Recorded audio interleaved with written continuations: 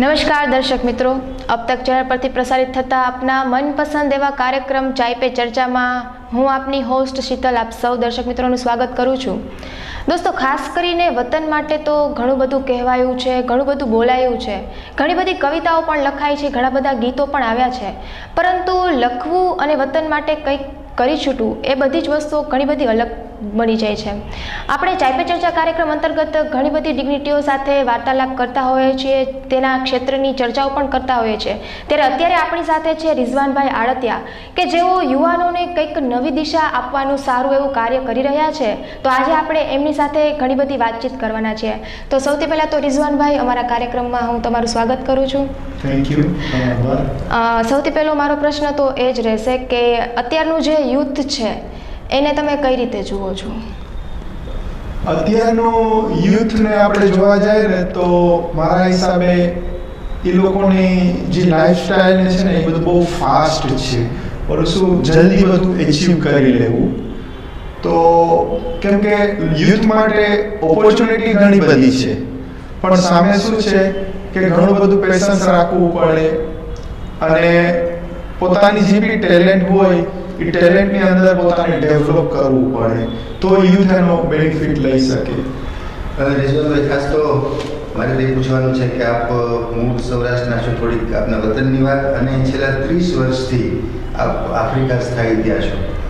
તો મૂળ આપણું પોરબંદર આપનું વતન છે, તો આપનું બાળપણ કેવી રીતે પોરબંદરમાં વીત્યું, કેટલો અભ્યાસ કર્યો અને પછી આફ્રિકા કેવી રીતે ગયા, એ આખી જર્ની છે આપની અત્યાર સુધીની. એટલે બાળપણથી લઈને આફ્રિકા ગયા ત્યાં સુધીની એ જર્નીની વાત થોડી અમારા દર્શકોને સંભળાવો.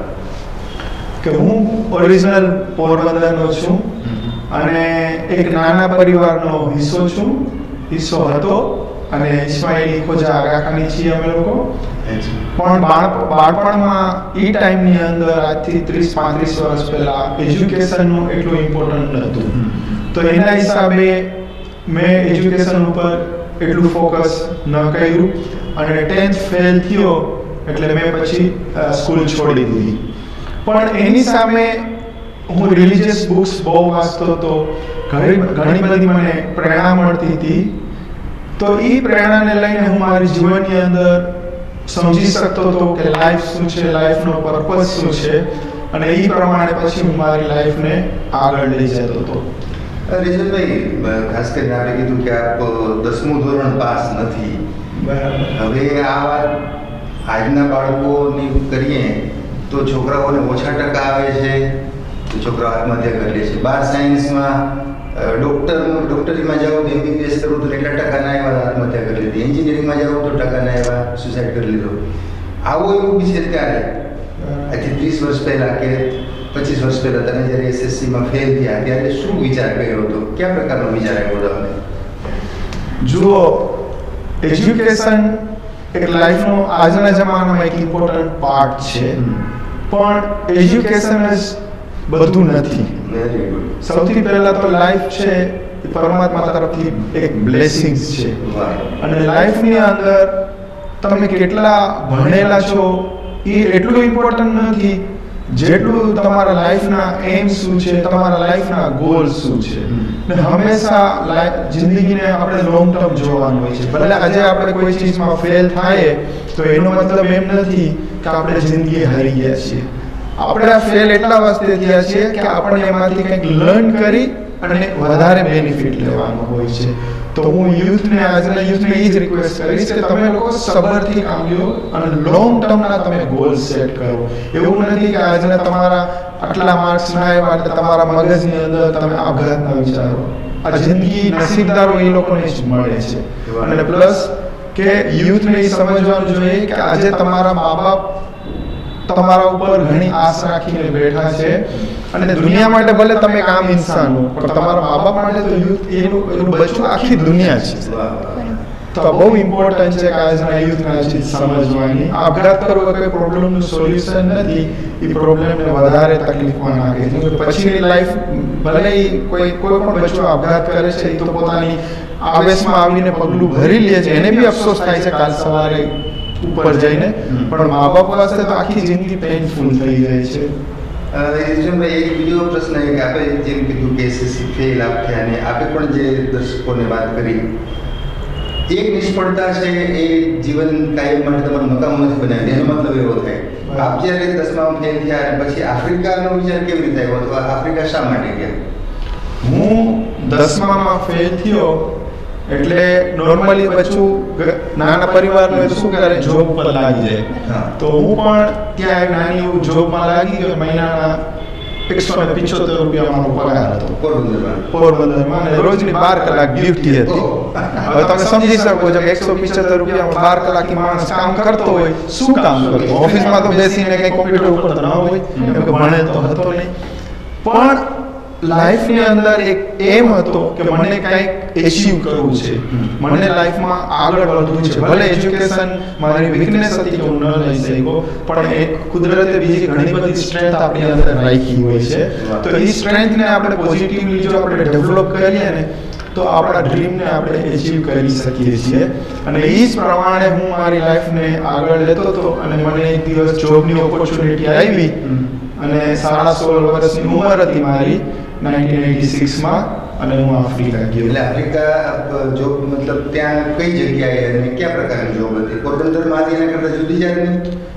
પોરબંદરથી હતી એનાથી જુદી જાતની હતી. આફ્રિકા કોંગો કિન્શાસા કરીને એક કન્ટ્રી છે કોંગો આફ્રિકાનું, અને ત્યાં એક જનરલ સ્ટોરમાં મને મોટાભાઈની દુકાનમાં કામ કરવાનું હતું. થોડું ડિફરન્ટ હતું કે ત્યાંની લેંગ્વેજ અલગ હતી, પ્લસ હું ભણેલો નહોતો એટલે મને ઇંગ્લિશ બી નથી આવડતી. તો ત્યાં મને ઘણી બધી ચેલેન્જીસ ફેસ કરવી પડી, પણ એ ચેલેન્જીસને હું ઓપોર્ચ્યુનિટીમાં કન્વર્ટ કરવાની કોશિશ કરતો હતો. હાર્ડવર્ક, ઈમાનદારી, સેલ્ફ રિસ્પેક્ટ, અને એની સાથે સાથે સેલ્ફ ડિસિપ્લિન કહી શકીએ કે સવારે ઉઠીને મેડિટેશન કરવું, ધ્યાનમાં બેસવું, પ્લસ જે ગોલ લાઈફનો મેં સેટ કર્યો હતો કે મને આ અચીવ કરવું છે, એને હું વિઝ્યુઅલાઇઝ કરવાની જે મારી પ્રેક્ટિસ છે કે આજે બી હું એ ચીજ બધી કન્ટિન્યુઅસ રાખ્યો છું. તો એવી રીતના હું લાઈફને ધીરે ધીરે આગળ લઈ જતો હતો અને આગળ વધતો હતો. અચ્છા સર, ખાસ કરીને તો તમે યુવાનોને યોગ્ય દિશા આપો છો, સ્પીચ આપો છો, બરાબર? તો એવા કેવા યાદગાર કિસ્સા છે જે તમને યાદ રહી ગયા હોય, જે કોમ્પ્લિકેટેડ હોય? તમે એમ કીધું કે એજ્યુકેશન એક એવું ફેક્ટર છે કે જે યુવાનોને આત્મહત્યા કરવા તરફ પ્રેરે છે. તમને એવું ક્યાંય નથી લાગતું કે ફેમિલી જે પ્રોબ્લેમ છે અથવા જે મા બાપ છે વધારે એક્સપેક્ટેશન રાખે છે, એવું બની શકે? મા બાપ તો એ એક્સપેક્ટેશન રાખશે એના બચ્ચાઓ ઉપર, કેમ કે એ બચ્ચાઓને પોતે બેસ્ટ દેવાની કોશિશ કરે છે, તો સામે બેસ્ટ લેવાની પણ કોશિશ કરે છે. પણ એનો મતલબ એમ પણ નથી કે બચ્ચું બેસ્ટ ન દઈ શકું એટલે બચ્ચું આવું પગલું ભરે. આ તો કોઈ સોલ્યુશન નથી. ઠીક છે, બચ્ચું પોતાની બેસ્ટ ટ્રાય કરે, અને મા બાપને પણ સમજવાનું છે કે બચ્ચું ધીરે ધીરે ગ્રો થઈ અને પોતાનાથી બનતી કોશિશ કરે છે, પણ ઘણી વખતે પોતે સક્સેસ નથી થઈ શકતું. તો મા બાપને પણ થોડું ઘણું પેશન્સ અને થોડું ઘણું અન્ડરસ્ટેન્ડિંગ કરવી જોઈએ બચ્ચા પ્રત્યે, અને બચ્ચાને પણ સમજવું જોઈએ. કેમ કે આજે એક જ વસ્તુ ધ્યાન રાખવું છે કે બચ્ચું જ્યારે નાનું હોય છે ત્યારે એને મા બાપ વગર હાલતું નથી, અને મા બાપને પણ બચ્ચા વગર ચાલતું નથી. પણ બચ્ચું જ્યારે ટીનેજર યા યુથ થાય છે તો બચ્ચાને મા બાપ વગર ચાલતું હોય છે, પણ મા બાપને બચ્ચા વગર ક્યારેય નહીં ચાલે. આ વસ્તુ બચ્ચાઓને ખાસ ધ્યાન રાખવાની જરૂર છે. તો એનો મતલબ એ છે કે તમે જ્યારે સુસાઇડ કરો છો પણ તમારા મા બાપને તો તમારા વગર હાલવાનું જ નથી, તો તમે કેવી રીતના મા બાપને તમે છોડીને તમે જઈ શકો? બરાબર. બિરજનભાઈ, બીજો સવાલ એ કે આપણે કીધું કે આપ કોંગો ગયા અને જનરલ સ્ટોરથી કામ શરૂ કર્યું. પહેલું પગથિયું જીવનનું આ સફળતા ગણાય આપનું. આજે 100માં 200માં 400માં કે 1000માં પગથિયા ઉપર છો, કેવી રીતે પહોંચી શકાય છે? ઓકે, પહેલા તો કોઈ નથી પહોંચવું તો કેમ પહોંચવું જોઈએ? પહેલા તો હું પરમાત્માનો લાખ શુકર કરીશ કે એક અનપઢ ઇન્સાનને પરમાત્માએ આજે એક લેવલ ઉપર પહોંચાડ્યો છે. પણ સાથે સાથે જો ગીવ એન્ડ ટેકનું લાઈફની અંદર હોવું જોઈએ. તમને કંઈક એચીવ કરવું છે તો તમારે કંઈક આપવું પડે, તમારે કંઈક લણવું છે તો તમારે વાવવું પડે. જેવું વાવશું એવું તમે લણશો.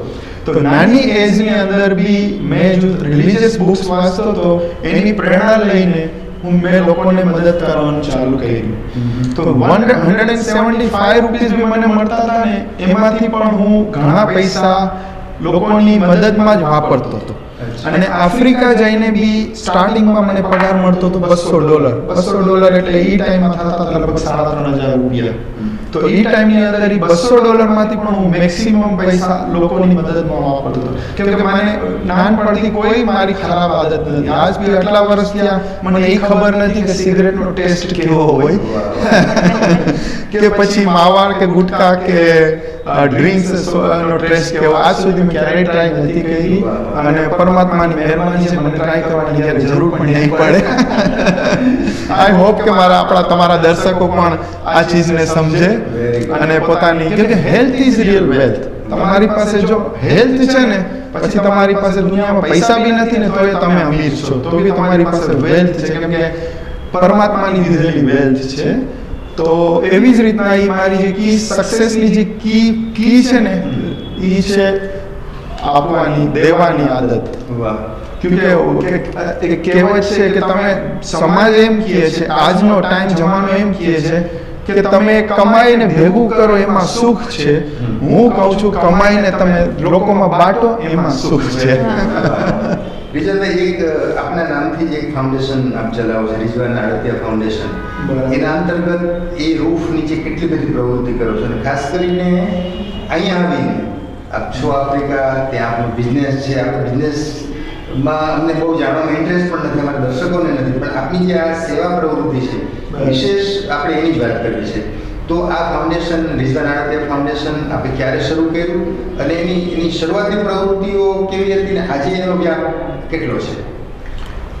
સાહેબ, અમે પરમાત્માની મહેરબાનીથી આટલા વર્ષથી આ સેવાના કાર્યો કરી રહ્યા હતા અને અમને નાનપણથી જ શીખવાડવામાં આવ્યું છે કે તમે જમણા હાથે દાન દો તો ડાબા હાથે ખબર ન પડે.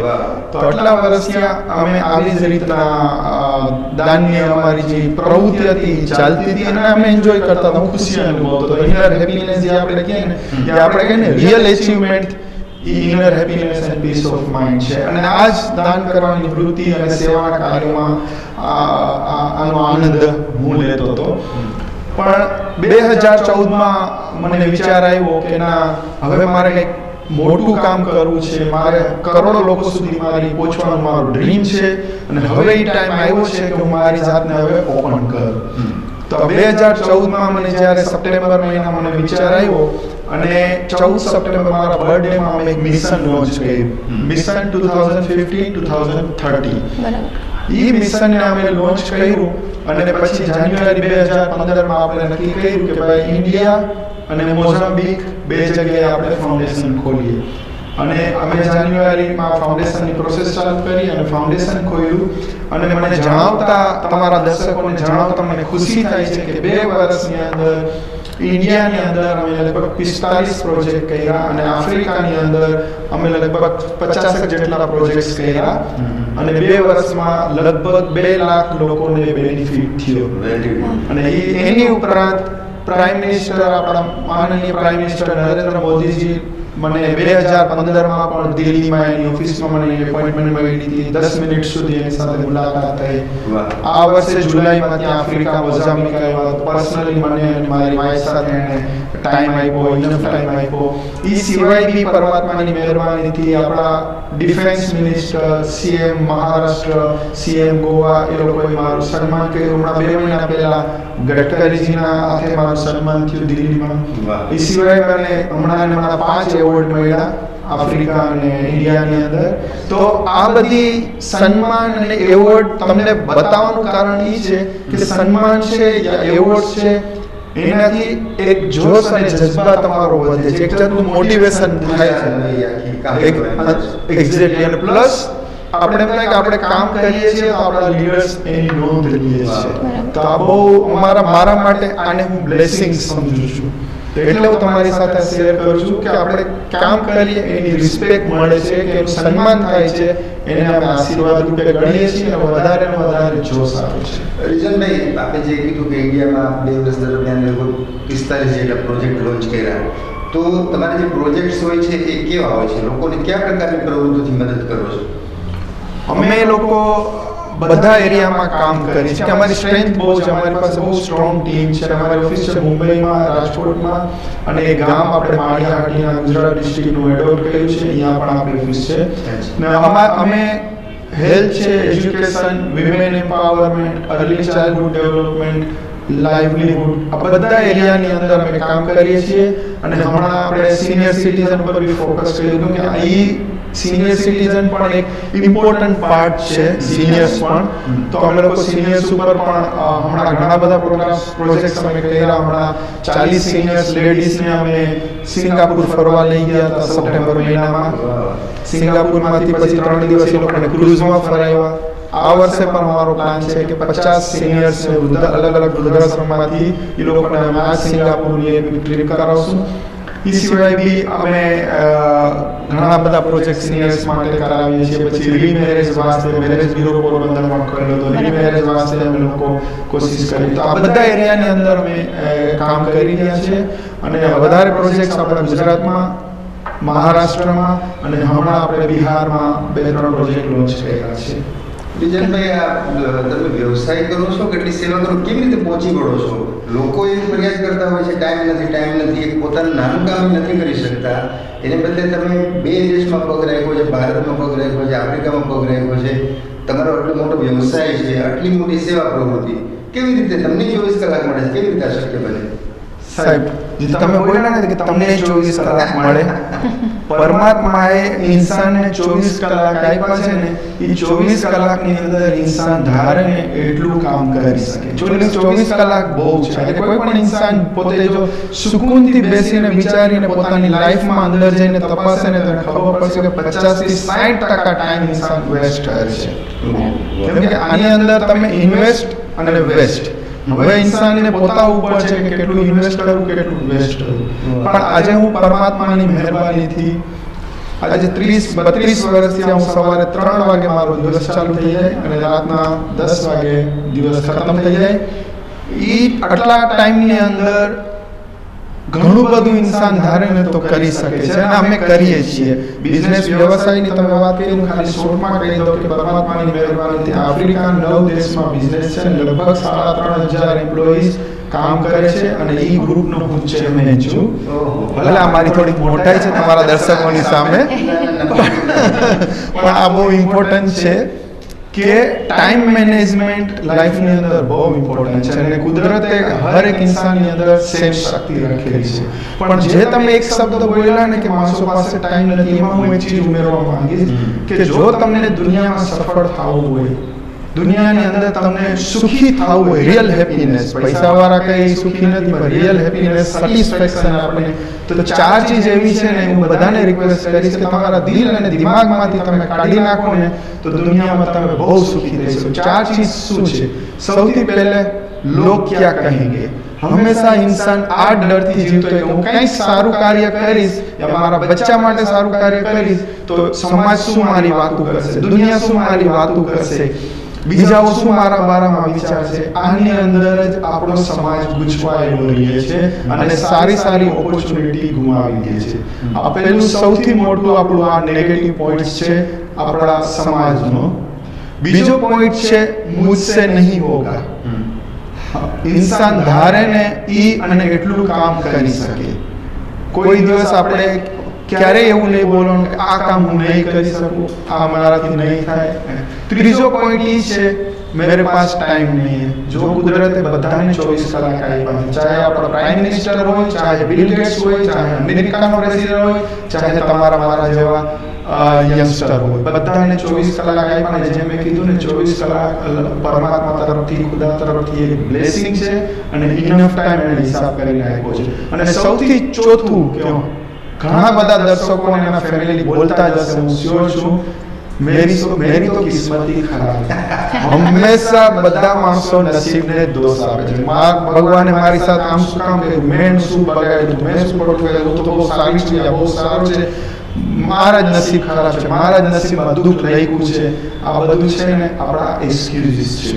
નસીબ ઇન્સાન આપણે, પરમાત્માએ આપણને ઇન્સાનનો જન્મ આપ્યો ને એ જ પ્રૂફ છે કે આપણા નસીબ સારા છે. બાકી આપણે ખબર છે 84 લાખ અવતાર દુનિયાની અંદર છે, એમાં એક ઇન્સાન જ એવો પ્રાણી છે કે ઇન્સાન જ એવો એક જન્મ છે કે જેને પરમાત્માએ અકલની બ્લેસિંગ્સ આપી છે કે જે વિચારી શકે કે શું સારું છે અને શું નહીં છે. તો આ 4 પોઈન્ટ્સ મને તમારા દર્શકોને કહેવા હતા. રીઝનભાઈ, લોકો છે ઘણી વખત આપણે કહીએ ને કે રેતી પીસીને તેલ કાઢે, તમે સમય પીસીને તેલ કાઢો છો એમ લાગે. સવારના 3 વાગે ઉઠીને કરો છો શું? તમારી દિનચર્યા જ્યારે જણાવી દો. સવારના 3 થી રાતના 10 સુધીની તમારી શું પ્રવૃત્તિ હોય છે? ઓકે, સવારે 3 વાગે ઉઠીને પહેલે નાહી ધોઈ થોડી વાર કુરાન શરીફ જે અમારી રિલિજિયસ બુક્સ છે એ વાંચું છું. પછી 4 થી 5 1 કલાક ધ્યાન કરું છું એવરી ડે. એટલે 2 ધર્મનું સંકલન કર્યું છે, કુરાન શરીફ વાંચો અને પાછા ધ્યાન પણ કરો છો. ધ્યાન મેડિટેશન પાર્ટ ઓફ કુરાન જ છે. કુરાનની અંદર ઇબાદતનો zikr છે, બંદગીનો zikr છે, ઈ મેડિટેશન છે, ઈ ધ્યાન છે. બહુ ઇમ્પોર્ટન્ટ છે. પછી 5 વાગ્યા પછી અમારી જે નમાઝ છે એ બધું પતાવી અને પછી 45 મિનિટ્સ યોગા કરું છું રેગ્યુલર. અને યોગા કરી અને પછી જે હું તમને કીધું કે dream big, keep aim high big, visualise your dream, તો લગભગ અડધી કલાક મારી એ પ્રોસેસ ચાલતી હોય છે કે જે મને લાઈફમાં શું મારી પાસે છે એ ઇમ્પોર્ટન્ટ નથી, મને શું એચીવ કરવું છે ને એ ઇમ્પોર્ટન્ટ છે. તો એને હું વિઝ્યુઅલાઇઝ કરતો હોઉં છું અને આવી રીતના હું 3 થી લઈને 7 વાગ્યા સુધી 4 કલાક મારી જાતને હું આપું છું. પણ એક બધા દર્શકોને હું રિક્વેસ્ટ કરીશ કે જિંદગીમાં તમને સુકૂન અને શાંતિનો અનુભવ કરવો હોય ને તો 10 મિનિટ તમે ધ્યાનમાં બેસો. ધ્યાન શું છે? ધ્યાન એ એક સિમ્પલ તમને કહો કે ઝાડને જો પાણી આપે તો ઝાડ ગ્રો થાય અને એમાં ફ્રૂટ મળે. એવી જ રીતના જિંદગીને જો મેડિટેશનનું પાણી મળે ને તો જ આપણી લાઈફ એવી ગ્રો થાય અને આપણે ફ્રૂટ આપી શકીએ, બીજાને મદદરૂપ થઈ શકીએ ને એવી લાઈફ આપણી બને અને સુકૂન અને શાંતિવાળી લાઈફ બને. તો આ પહેલી 4 કલાક પછી તો બિઝનેસ ને સેવાના કાર્યોને ફેમિલીને બધી ક્રિયાક્રમ ચાલતી હોય છે અને 10 વાગ્યા પછી બધું બંધ થઈ જાય છે. અચ્છા સર, ખાસ કરીને આટલી બધી સેવાકીય પ્રવૃત્તિઓ સાથે જોડાયેલા છો તો તમને કયો એરિયા એવો લાગે છે કે જ્યાં સૌથી વધારે જરૂર છે લોકોને? જો બેન, બધા એરિયામાં જરૂર તો છે જ, પણ સૌથી વધારે આપણે તમે જે સવાલ પૂછ્યો ને એમાં હું કહીશ કે જો આપણે સિરિયસલી એજ્યુકેશન પર ફોકસ કરીએ ને અને આપણા દેશમાંથી જો આ ગરીબી દૂર કરવું હોય ને તો આપણી એજ્યુકેશન સિસ્ટમને એના ઉપર ફોકસ કરવું જશે. બચ્ચાઓને બચાવ પર ફોકસ કરવું પડશે. આજનું બચ્ચું જ્યારે જન્મે છે ને ત્યારથી એવું બ્રેન લઈને આવે છે ને અને એનું બ્રેનની જે ગ્રોથ છે ને એ બિટવીન બર્થ ટુ લઈને 6 યર્સ સુધી ઓલમોસ્ટ 80 to 90% એની ડેવલપની એની ગ્રોથ હોય છે. તો એ બચ્ચા અર્લી ચાઇલ્ડહુડ ડેવલપમેન્ટ ઉપર બી ધ્યાન આપશું ને તો નેક્સ્ટ જનરેશન આપણા દેશમાં ગરીબ નહીં. કેમ કે ખાલી તમને આગળ એક જ વસ્તુ કહું કે આજે યુથ આપણે કહીએ છીએ કે ઇન્ડિયાનું 65% યુથ છે, પણ આજનું જે યુથ છે એને જો યુથ પોતાની જાતની પ્રમાણે જો ડેવલપ કરે ને તો આખી દુનિયામાં લોટ ઓફ ઓપોર્ચ્યુનિટીઝ છે. આજે અમારા જેવા અનપઢ આજે આફ્રિકામાં જઈને પૈસા બનાવી શકે છે. આજનું યુથ એજ્યુકેશન લઈને ક્યાંથી ક્યાં પહોંચી શકે. તો એજ્યુકેશન ઓલું કહે ને કે ભાઈ આજે દુનિયામાં અજ્ઞાનતા છે કે ગરીબી છે, પણ જ્યાં જ્ઞાન આવી જાય ને તો અજ્ઞાનતા ચાલી જાય, ગરીબી પણ ચાલી જાય. રીઝનભાઈ, આજે આપણે કીધું કે 3,500 કર્મચારીઓ જે સંસ્થામાં કામ કરે છે એના ચેરમેન છો.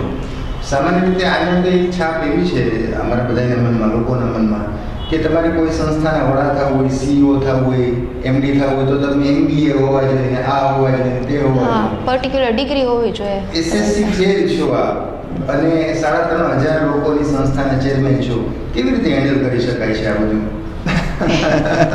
સાહેબ, સૌથી પહેલા તો છે ને એવું જરૂરી નથી. આપણો પ્રાઇમ મિનિસ્ટર આપણને બધાને ખબર છે કેટલા ભણેલા છે, એ પોતે પણ કહે છે, આપણે નથી વાતો કરતા, આપણે તેની રિસ્પેક્ટ કરીએ છીએ, આપણા લીડર છે અને હંમેશા લીડર્સ આપણે I think as a leader like representative of God, because એ લોકોની જવાબદારી છે લીડર્સની કે આપણા દેશવાસીઓની ક્વોલિટી ઓફ લાઈફ સુધારે. તો આપણે એને એ દરજ્જો આપીએ છીએ. એટલે પણ કહેવાનો મતલબ શું છે કે તમે જરૂરી નથી કે તમે કેટલું ભણ્યા છો. ઠીક છે, એજ્યુકેશન આજે ઇમ્પોર્ટન્ટ છે આજના ટાઈમની અંદર, કેમ કે વર્લ્ડ હરેક મિનિટે ડેવલપ થાય છે. તો એ ડેવલપમેન્ટની સાથે તમારે ચાલવું હોય તો જરૂરી છે કે તમારે એજ્યુકેશન લેવું જોઈએ, પણ ભણવાની સાથે સાથે તમારી ગણના કેટલા ને એ પણ જરૂરી છે. તો આજે અમે શું ભણ્યા નથી દુનિયામાં ઘણું ગણ્યા છીએ. તો એ શું છે કે એ ગણ્યા ક્યાં કે એ તમે લાઈફમાં તમે જે ચેલેન્જીસને તમે ફેસ કરો અને એ ચેલેન્જીસમાંથી તમે લર્ન કરો અને એ ચેલેન્જીસમાંથી આગળ જતા તમે ઓપોર્ચ્યુનિટીમાં કન્વર્ટ કરો ને પછી તમારે 3,500 ને 35,000 એમ્પ્લોઈઝને હેન્ડલ કરવા હોય ને તો તમે કરી શકો. એ કોઈ મોટી વાત નથી, ઇન્સાન માટે કાંઈ મોટી વાત નથી. સારી કહેવત છે હું એડ કરવા ચાહીશ કે ઇન્સાન ચાંદ અને મંગળ ઉપર રહસ્ય શોધવા જાય છે. સાચી વાત છે? પણ ઇન્સાન પોતાની અંદર રહેલ મહાન રહસ્યને ભૂલી જાય છે. રીઝનભાઈ, એક બીજો સવાલ છે કે આપ ભારતમાં આટલું કામ કરો છો, આફ્રિકામાં આટલું કામ કરો છો, યુવાનો માટે આટલું કામ કરો છો. મને એ જાણવાની ઈચ્છા થાય છે, એટલે અમારા દર્શકો માટે હું ખાસ પ્રશ્ન કરીશ કે યુવાનો આફ્રિકા અને ભારતના શું તફાવત લાગ્યો છે આપણે? તફાવત તો ભારતના જ યુવાનો આફ્રિકામાં સેટલ થાય છે, ઓકે, પણ આફ્રિકાના જે યુવાનો છે અને આફ્રિકાની જે ગરીબી છે ને એની અંદર આફ્રિકાના યુવાનોને એટલી તક મળતી નથી. અને બીજું શું છે કે આફ્રિકાનું જે કલ્ચર છે, એ લોકોની લાઈફસ્ટાઈલ છે, એ ઇન્ડિયા કરતા આપણા દેશ કરતા જુદી છે. બચ્ચું જન્મે ત્યારથી લઈને બચ્ચું યુથ થાય ત્યાં સુધી બચ્ચું પોતાની રીતે જે કરવા ચાહે ને એ કરતું હોય છે. મા બાપ એના ઉપર કાંઈ ફોર્સ યા કોઈ એવું દબાણ નથી હોતું. ટોટલી ડિફરન્ટ લાઈફ અને ડિફરન્ટ કલ્ચરથી લોકોની જિંદગી ચાલતી હોય છે. એટલે ઘણો બધો ડિફરન્સ છે બિટવીન આફ્રિકા અને ઇન્ડિયા. પણ જે ઇન્ડિયાનું જે યુથ છે એ પણ જ્યારે આફ્રિકા આવે છે ને કંઈ ઓપોર્ચ્યુનિટી મળે છે તો એમાંથી થોડા ઘણા જ એવા હોય છે કે એનો રિયલ બેનિફિટ લઈ શકે છે. મેજોરિટી જે છે ને કે આફ્રિકા અને યુરોપ ને એ બધું છે ને ફ્રી કન્ટ્રીઝ છે બધી. તો એની અંદર ફ્રી કન્ટ્રીની અંદર જો ઇન્સાન પોતાની જાતને કંટ્રોલ કરી લે ને એ સલામત છે. બાકીના બધા એને ખબર છે કે પોતાને કેવી રીતના એ ઓલા ફ્લોની અંદર હેલા જાય છે અને પછી આગળ સ્ટ્રેસ અને ટેન્શનમાં પોતાની લાઈફ ગુજારતો છે. શેજાનભાઈ, એક બીજું એ પૂછી લઉં કે સામાન્ય રીતે અહીંથી કોઈ સૌરાષ્ટ્રમાંથી, ગુજરાતમાંથી કોઈ વિદેશ હોય તો અહીંયા જ્યારે આવે ત્યારે એનઆરઆઈ તરીકે આમ મોટી એક ઇમેજ લઈને આવે, લોકો પણ બહુ માનથી જુએ અને એ લોકો પણ ઘણી વખત આવીને આમ વર્ષે એકવાર આવે ને એમને ત્યાં ટાઈમ નથી ને ત્યાં બહુ બિઝી છે ના તો અહીંયા જાણે આપણા પર ઉપકાર કરવા આવ્યા છે એવી રીતે એક મેં સાંભળ્યું છે કે આપ દર મહિને ભારત, સૌરાષ્ટ્ર, ગુજરાત આવો છો અને સેવા પ્રવૃત્તિ માટે. આ કેટલું સાચું અને આ દર મહિને આને કરો છો શું? સાહેબ, સૌથી પહેલા તો હું જ્યારે આફ્રિકા ગયો ને ત્યારે મારું દિલ છે ને હું હિન્દુસ્તાનમાં મૂકીને ગયો હતો. એટલે આજે હું છેલ્લા 30 વર્ષથી આપણા દેશ સાથે અને આપણા દેશવાસીઓ સાથે જોડાયેલો છું. આજે 2 વર્ષથી આપણા ફાઉન્ડેશન ખોલ્યું છે અને હું તમને અને તમારા દર્શકોને બતાવવા ચાહીશ કે એક જાતનું પ્રોમિસ છે કે ગયા વર્ષથી મેં આપણા દેશને પ્રોમિસ આપેલું છે, કમિટમેન્ટ આપેલું છે કે હું એવરી મંથ હું આવીશ, 5 દિવસ, 1 વીક જેટલું બી મને કામ છે એ કામ કરવામાં આવીશ, પણ દર મહિને 1 ટ્રીપ મારી આપણા દેશમાં કન્ફર્મ છે. છેલ્લા 2 વર્ષથી આ સંયમ મેં જાળવી રાખ્યો છે. આવું છું અને જ્યાં જ્યાં મારા પ્રોજેક્ટ ચાલી રહ્યા છે, જેમ મેં કીધું કે 45 જેટલા પ્રોજેક્ટ ચાલે છે. હમણાં ગયા મહિને અમે લોકોએ 2 પ્રોજેક્ટ સાઇન કર્યા ઝારખંડમાં, એક લેપ્રોસીનો અને એક અમે સેનિટરી પેડનો, જે વિમેન સેનિટરી પેડનો. તો અમે 3 સ્ટેટમાં તો ઓલરેડી અમારા કામ ચાલી રહ્યા છે અને નવો પ્રોજેક્ટ અમે હાથમાં લીધો એટલે મને 1 નહીં કે 2 મહિનામાં મને પાછું ઝારખંડ જવાનું થશે. હમણાં બિહારમાં અમારો અર્લી ચાઇલ્ડહુડ ડેવલપમેન્ટ પ્રોગ્રામ ચાલી રહ્યો છે. હું ઓગસ્ટમાં વિઝિટ કરવા ગયો તો એટલો સરસ રીતના ચાલી રહ્યો છે અને અમારું ટાર્ગેટ છે કે 3 વર્ષમાં અમે 105 સેન્ટર કવર કરશું. લગભગ 5000 થી વધારે બચ્ચાઓ અને 10,000 ની આસપાસ પેરેન્ટ્સને અમે ટ્રેનિંગ આપશું અને બચ્ચાઓ છે 3 to 7 યર્સના બચ્ચાઓ. એટલો સરસ રીતના અમારી ટીમ એના ઉપર કામ કરી રહી છે. તો આ મારું કમિટમેન્ટ છે જે તમને અને તમારા દર્શકોની સામે રજૂ કરી. અચ્છા સર, જે લોકો છે, જે લોકોને જરૂરિયાત છે, એમને તમારી સંસ્થા સાથે જોડાવવું હોય તો એ કઈ રીતે જોડાઈ શકે? જો અમારી વેબસાઇટ છે, વેબસાઇટ દ્વારા એ લોકો ઈમેલ એડ્રેસ પણ છે, કોન્ટેક્ટ કરી શકે. પણ ઘણી બધી અમને રિક્વાયરમેન્ટ, જરૂરિયાત જે એનજીઓઝ છે એ લોકો અમારો કોન્ટેક્ટ કરે છે.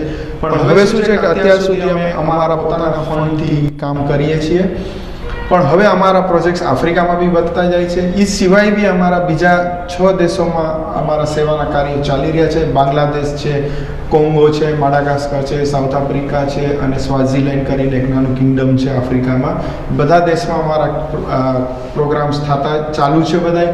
તો અમારી પાસે બી હવે લિમિટેડ ફંડના હિસાબે અમે બધી બાજુ નથી પહોંચી શકતા. બરાબર તો છે. તમારા દર્શકોને પણ હું રિક્વેસ્ટ કરીશ કે આ જે અમારું ફાઉન્ડેશન છે રિઝવાન આદિત્ય ફાઉન્ડેશન, એ મારું એકલાનું ફાઉન્ડેશન નથી. હરેક ઇન્ડિયનનું, હરેક ગુજરાતીનું આ ફાઉન્ડેશન છે. તમારા દર્શકો પણ ફાઇનાન્શિયલી અમારી સાથે જોડાઈ શકે છે. અમારી પાસે પ્રોફેશનલ ટીમ છે કે જે રાજકોટની અંદર ઓફિસમાં છે, બોમ્બે ઓફિસમાં પણ છે. તો જેમ જેમ અમને ફંડનો સપોર્ટ મળશે, અમારી પાસે સ્ટ્રેન્થ બહુ છે કામ કરવાની, પણ લિમિટેડ ફંડના હિસાબે અમે ઘણીવાર બધી બાજુ ન પહોંચી શકીએ. બરાબર. તો જેમ ફંડનો અમને સપોર્ટ મળશે એમ ડેફિનેટલી જે લોકો જરૂરિયાતમંદ છે એ લોકો સાથે પાર્ટનરશિપ મળી અને અમે વધારે ને વધારે અમે કાર્યો કરવાની કોશિશ કરશું. તમને આજનું જ કહું, 15 તારીખના તમારે અહીંયા કાઇટનો પ્રોગ્રામ છે, જેમાં કાઇટ ફેસ્ટિવલ. કાઇટ ફેસ્ટિવલ છે. તમારા આપણા સીએમ ચીફ ગેસ્ટ છે. મારી બહુ ઈચ્છા હતી, પણ અનફોર્ચ્યુનેટલી મારું આજનું ફ્લાઇટ છે, મને પહોંચવાનું છે મારી બીજી કમિટમેન્ટના હિસાબે. તો ત્યાં પણ અમે હમણાં સપોર્ટ કર્યો છે. જે ઇન્ચાર્જ છે આપણી પૂજાબેન પટેલ. તો કોશિશ કરીએ છીએ જેટલું જ્યાં પણ થઈ શકે એટલો અમે સપોર્ટ કરીએ છીએ. ખાસ કરીને રીઝનભાઈ આપણે કીધું કે માળિયા હાટીના આપણે એડોપ્ટ કર્યું છે. બરાબર. તો ત્યાં એડોપ્ટ કર્યું એટલે શું, કયા પ્રકારની એક્ટિવિટી આપણે ત્યાં કરીએ છીએ? ઓકે, માળિયા હાટીના અમે 1 વર્ષ પહેલાં એડોપ્ટ કર્યું. પ્રાઇમ મિનિસ્ટરને ફર્સ્ટ ટાઈમ મળીને આવ્યો અને એના 3 વીકની અંદર આપણે ગામ એડોપ્ટ કર્યું. ત્યાં આપણે સોફ્ટ કોમ્પોનન્ટ ઉપર આપણું ફોકસ વધારે છે. અમારું અત્યારે વિમેન એમ્પાવરમેન્ટ ઉપર પ્રોજેક્ટ 1 વર્ષથી ચાલે છે. લગભગ 2000 જેટલી વિમેન એમ્પાવર થઈ છે. એ સિવાય બી અમે જ્યાં એજ્યુકેશન છે ત્યાં અમે ટીચર્સની શોર્ટેજ, જ્યાં બીજી કોઈ એવી નાની મોટી રિક્વાયરમેન્ટ ને એ બધું અમે કરીએ છીએ. હમણાં સ્વચ્છ અભિયાનનો અમે પ્રોગ્રામ ચલાવ્યો હતો. એટલો સરસ રીતના અમે આખું માળિયાને ફાઇન ક્લીન કર્યું.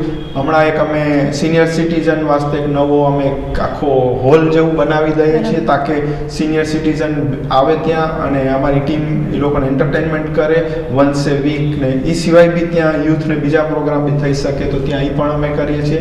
એ સિવાય બી અમે કોશિશ કરી રહ્યા છીએ કે એજ્યુકેશન, હેલ્થ અને લાઇવલીહુડની અંદર અમે વધારે ને વધારે ફાસ્ટ આગળ વધીએ. અમને એ માળિયા હાટીના એક સ્માર્ટ વિલેજ એક એક્ઝામ્પલ સેટ કરવો છે અને અમારું ટાર્ગેટ છે કે આવતા 15 વર્ષમાં અમે મિનિમમ 100 વિલેજીસ પાન ઇન્ડિયામાં અમે એડોપ્ટ કરશું. એક બીજું એ કે રાજકોટમાં કહ્યું છે કે આપની ઓફિસ છે, મુંબઈમાં આપની ઓફિસ છે, તો લોકોને કંઈક કોઈ પણ હેતુથી સંપર્ક કરવો હોય તો એના એડ્રેસ કે ફોન નંબર આપ આપી શકો. રાજકોટમાં કઈ જગ્યાએ છે, મુંબઈમાં કઈ જગ્યાએ છે, અથવા આપણે કીધું કે આપની વેબસાઇટ પણ ચાલે છે, તો આપ આપની વેબસાઇટનું એડ્રેસ પણ દર્શકોને સીધું આપી શકો છો. ઓકે, અમારી વેબસાઇટ છે www.rizwanaditya.org. તમે વેબસાઇટની અંદર જાશો યા તમે ગૂગલમાં ખાલી રિઝવાન આદિત્ય મોઝામ્બિક નાખશો તો મારી આખી ગુંડળી, આખી મારી હિસ્ટ્રી તમને મળી જશે.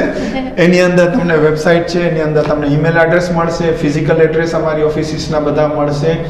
આપણી રાજકોટ છે, મુંબઈ છે, મોઝામ્બિક છે, બધી અંદર ફોન નંબર બી છે, તમે ફોન બી કરી શકો છો એવું કંઈ કામ હોય તો ઓપન છીએ અમે અને અમે રિસીવ બી કરીએ છીએ. ઘણા બધા પ્રોજેક્ટ્સ અમે રિસીવ કરીએ છીએ અને ઘણી બધી સંસ્થાઓમાં હું પર્સનલી પણ વિઝિટ કરું છું. છેલ્લા 3 દિવસથી આ રાજકોટના અતરાફના એરિયામાં હું પોતે ફરું છું. કેટલી બધી સંસ્થાઓની મેં વિઝિટ કરી અને જ્યાં જે પોસિબલ થાય અમે સપોર્ટ પણ કરીએ છીએ. વિજયભાઈ, ઇનર હેપીનેસ એક હમણાં થોડી પહેલા જે શબ્દ બોલ્યા, બરાબર, તો એ શું છે, કેવી રીતે ફીલ કરો છો?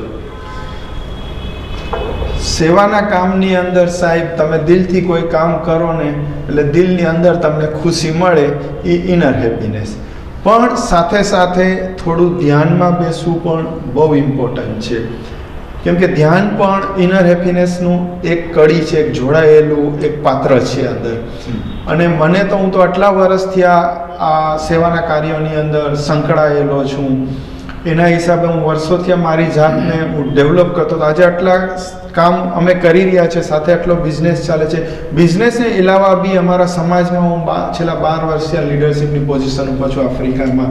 એ સિવાય 2 હોસ્ટેલમાં હું ટ્રસ્ટી છું. મેરેજ બ્યુરો અમે લોકો ચલાવીએ છીએ પોરબંદરની અંદર. પછી અમદાવાદમાં અનુબંધન સાથે અમે સિનર્જીમાં કામ કરીએ છીએ. એ સિવાય આફ્રિકામાં ઇન્ડિયન બિઝનેસ કાઉન્સિલમાં હું બોર્ડ મેમ્બર છું. તો આવી તો ઘણી બધી પ્રવૃત્તિમાં સંકળાયેલું છું, પણ બધી જ વધારે પડતી પ્રવૃત્તિ સેવાકીય હોવાના કારણે મને ઘણી બધી ખુશી મળે. તો મારી ઇનર સ્ટ્રેન્થ, મારી સ્ટ્રેન્થને વધારે બિલ્ડ થાય છે. તો જેમ જેમ વધારે બિલ્ડ થાય છે એમ અમારા સેવાકીય કાર્ય વધતા જાય છે. આજે અમે લગભગ 80થી ઉપર અમારા પ્રોજેક્ટ ચાલી રહ્યા છે બધી કન્ટ્રી થઈને. પણ આજે હું તમારા દર્શકોની સામે કહી શકું છું કે અમારી ટીમની ને અમારી કેપેસિટી છે કે અમારી પાસે ફંડ હોય તો અમે 800 પ્રોજેક્ટ્સ એકસાથે કરીએ. તો ઇનર હેપીનેસની વાત તો કેમ કે એ એક જ સાચી જિંદગી છે. તમારી પાસે પૈસો કેટલો છે એ ઇમ્પોર્ટન્ટ નથી, પૈસાને તમે કેવી રીતના યુટિલાઇઝ કરો છો ને એ ઇમ્પોર્ટન્ટ છે. અને કોઈ પણ કામની અંદર, સાહેબ સોરી હું તમને બોલવા નથી દેતો, બિલકુલ બોલો, તમને સાંભળવા માંગે છે. કોઈ પણ થેન્ક યુ, કોઈ પણ કામની અંદર તમે શરૂઆત નાનેથી કરીને પછી આપણે ડેવલપ થતા હોય છે. આજે કોઈ પણ સેલિબ્રિટી યા આપણા ક્રિકેટના પ્લેયર્સનું એક્ઝામ્પલ લઈએ તો એ લોકો સીધા ઓલા સેલિબ્રિટી નથી બની જાય. આટલા વર્ષ ક્રિકેટ ખેલીને પોતાની જાતને ડેવલપ કરીને એક લેવલ ઉપર પહોંચ્યું છે. એ જ પ્રમાણે સેવાકીય પ્રવૃત્તિમાં આજે 30 વર્ષથી હું મારી જાતને ડેવલપ કરી અને આ પ્રવૃત્તિએ પહોંચ્યો કે આજે અમારા આટલા પ્રોજેક્ટ ચાલે છે. અને 2 વર્ષની અંદર આટલી બધી નોંધ લેવાની, આટલા બધા કાર્ય થયા, આટલી બધું અમારું સેવાકીય પ્રવૃત્તિની અંદર આગળ વધ્યા. તો આ ઇનર હેપીનેસ તમારી જાતને બિલ્ડ કરે. નોર્મલી માણસ શું કે એજ વધતી જાય ને તો સેવાકીય પ્રવૃત્તિ છે, બિઝનેસ પ્રવૃત્તિ બધી ઓછી થતી જાય. પણ જ્યારે તમે સેવાકીય કાર્ય તમે કરો ને તો તમારી ઇનર સ્ટ્રેન્થ વધતે ને તો તમારો બિઝનેસ બી તમે વધારે કરી શકો અને તમે લાઈફમાં તમે બેલેન્સ પણ કરી શકો. તમે વિઝનભાઈ, આમ તો સેવાના ક્ષેત્રમાં કે આપણે ક્યાંય બાકી રહેવા નથી, પણ છતાંય હું એક પ્રશ્ન પૂછી લઉં કે આપનું હવે પછીનું લક્ષ્ય શું છે, આપનું ડ્રીમ શું છે? સેવા પ્રવૃત્તિમાં વ્યવસાયની વાત તો આપની રીતે બરાબર છે, પણ સેવા પ્રવૃત્તિ જે આપ લઈને બેઠા છો, ખાસ કરીને ગુજરાતમાં, મુંબઈમાં અને દેશમાં, અનેક દેશમાં, તો હવે પછીનું તમારું લક્ષ્ય શું છે? તમે શું કરવા માંગો છો હવે પછી? સાહેબ બહુ સારો તમે સવાલ પૂછ્યો. મને તમારા દર્શકોને બતાવવાની એક ઓપોર્ચ્યુનિટી મળી કે અમે જેવી રીતના કીધું કે 2 વર્ષથી અમે એટલા સેવાકીય પ્રવૃત્તિ કરી રહ્યા છે બધા દેશની અંદર, અને અમે લગભગ 2 લાખ લોકો સુધી પહોંચ્યા. પણ અમારું ટાર્ગેટ છે 2020 સુધી અમારે 1 મિલિયન 10 લાખ લોકો સુધી પહોંચવું છે. તો અમારા હાથમાં 4 વર્ષ છે. તો આ 4 વર્ષની અંદર અમે 24/7 અમારી ટીમ કામ કરી રહી છે, ચાહે આફ્રિકાની હોય ચાહે ઇન્ડિયાની હોય. અને તમને જણાવતા મને આનંદ થાય છે કે અમારી જે ઇન્ડિયાની જે જનરલ મેનેજર છે મુંબઈની અંદર એ એક લેડી છે. તો આ વિમેન એમ્પાવરમેન્ટ અને લેડીઝને ક્યારે અંડર એસ્ટિમેટ નહીં કરવાની, એની તાકાતને, એની સ્ટ્રેન્થ. 3 છીએ એમાં પણ એક છે. That's true. એટલે આપણે આપણી આઈ મીન લેડીઝને પણ હંમેશા મોટિવેટ કરવાની, એન્કરેજ કરવાની, ને એને પણ એના ઉપર બી ટ્રસ્ટ કરવાનો કે એ પણ ધારે ને તો દુનિયામાં કોઈ પણ લેવલ સુધી પહોંચી શકે છે. તમારા દર્શકોની પણ હું જણાવીશ કે તમારી દીકરીઓને પણ તમે ઓપોર્ચ્યુનિટી આપો. દીકરીઓને તમે દીકરાથી ઓછી ન સમજો. આજે દીકરીઓ જ છે કે જો દુનિયામાં મા બાપનું નામ રોશન કરે છે, અને દીકરા શું કરે છે બધા દર્શકોને ખબર છે. પણ ઘણા દીકરા સારા પણ હોય છે અમારા જેવા. રિઝવાનભાઈ, આપણી સાથે જેટલી વાતો કરીએ એટલી ઓછી છે, પણ એક સમયની મર્યાદા છે. અને બીજું કે ભવિષ્યમાં પણ આપ તો દર મહિને ભારત આવો છો, ગુજરાત આવો છો, સૌરાષ્ટ્ર આવો છો, રાજકોટમાં પણ આપ ઓફિસ રાખી છે, એટલે આપણું એક હેડક્વાર્ટર તો છે. ભવિષ્યમાં પણ અમને મળશું, અમારા દર્શકોને આપણી સાથે આપની વાતો સાંભળવી ગમશે. તો ફરી પછી આપણે બીજો એપિસોડ પણ કરશું આવતા મહિને, કે પછી જ્યારે પણ આપને અનુકૂળતા હોય ત્યારે. પણ આજે આપણે એક છેલ્લો પ્રશ્ન પૂછી લો, અમારા દર્શકોને આપનો એક સંદેશો આપી દો. બહુ અઘરો સવાલ છે. આટલા બધી વાત કર્યા પછી બી મારે એક સંદેશો, પણ ના હું તમારા દર્શકોને હું જરૂર કહીશ કે લાઈફ છે ને એક ઓપોર્ચ્યુનિટી છે. ઓકે, અને લાઈફની આ ઓપોર્ચ્યુનિટીને કોશિશ કરો તમે એનો ફાયદો ઉપાડો. ઈમાનદારી ઓનેસ્ટી લાઈફમાં બહુ જરૂરી છે કે પાર્ટ ઓફ લાઈફ છે. પૈસો કેટલો છે એ ઇમ્પોર્ટન્ટ નથી, પૈસો કેવી રીતના આપણી લાઈફમાં આવે છે ને એ ઇમ્પોર્ટન્ટ છે. કેમ કે પૈસો છે એ બ્લેસિંગ્સ છે, પણ જ્યારે પૈસો ખરાબ રસ્તેથી યા કોઈ પણ એવા કાર્યથી આવતો હોય ને તો એ બર્ડન બની જાય છે. એટલે જ પૈસો પણ કહે છે કે आप मुझे गलत रास्ते से लेके आओगे तो मैं आपकी जिंदगी गलत रास्ते पे लेके जाऊंगा. અને આજ આ ચીજ બની રહી છે.